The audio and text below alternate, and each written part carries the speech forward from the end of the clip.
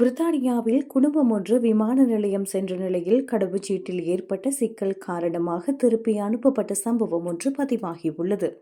பிரித்தானியாவின் ஹெர்ட்ஃபோர்ட்ஷையர் பகுதியைச் சேர்ந்த ஜேம்ஸ் லூட்டன் என்ற இரு பிள்ளைகளின் தந்தையே இந்த துரதிருஷ்டவசமான சம்பவத்திற்கு முகம் கொடுத்துள்ளார். தனது 50வது பிறந்த நாளை தனது குடும்பத்தினருடன் போர்ச்சுகல் நாட்டிலுள்ள ஒரு ஆடம்பர விழாவில் கொண்டாடுவதற்காக பல மாதங்களாக திட்டமிட்டிருந்தார். கடந்த புதன்கிழமை காலை லண்டன் ஸ்டான்ஸ்டட் விமான நிலையத்திற்கு வந்து அனைத்து சோதனைகளையும் முடித்துக்கொண்டு ஜெட்2 விமானத்தில் ஏறுவதற்கான போர்டிங் கேட்டிற்கு சென்றபோதே இவருக்கு இந்த பேரதிர்ச்சி காத்திருந்தது.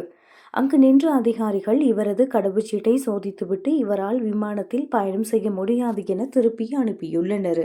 இதற்கு காரணம் பிரெக்சிட்டிற்கு பிறகு ஐரோப்பிய ஒன்றிய நாடுகளுக்கு பயணம் செய்வதற்காக கொண்டுவரப்பட்ட புதிய கடவுச்சீட்டு விதிமுறைகள் காரணமாக அமைந்துள்ளது. பொதுவாக நாம் கடவுச்சீட்டில் இருக்கும் காலாவதியாகும் திகதியை மட்டுமே கவனிப்போம். ஜேம்ஸும் இவ்வாறே செய்திருந்தார். அவரது கடவுச்சீட்டு அக்டோபர் மாதம் 2026 வரை செல்லுபடியாகும் என குறிப்பிடப்பட்டிருந்தது. ஆனால் புதிய விதிகளின்படி ஐரோப்பிய ஒன்றிய நாடுகளுக்குள் நுழையும் போது ஒருவருடைய கடவுச்சீட்டு வழங்கப்பட்ட திகதியிலிருந்து 10 வருடங்களுக்குள் இருக்க வேண்டும். ஜேம்ஸின் கடவுச்சீட்டு பிப்ரவரி 2016 வழங்கப்பட்டதால் அது 10 வருடங்களை தாண்டியிருந்தது.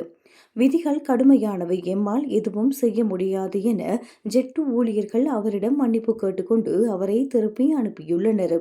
இதனால் வேறு வழியின்றி தனது மனைவியையும் குடும்பத்தினரையும் மட்டும் விமானத்தில் அனுப்பிவிட்டு ஜேம்ஸ் ஏமாற்றத்துடன் வீடு திரும்பியுள்ளார். எனினும் உடனடியாக பீட்டர்பரோ கடவுச்சீட்டு அலுவலகத்திற்கு சென்று அவசர பிரிவில் புதிய கடவுச்சீட்டை பெற்றுள்ளார்.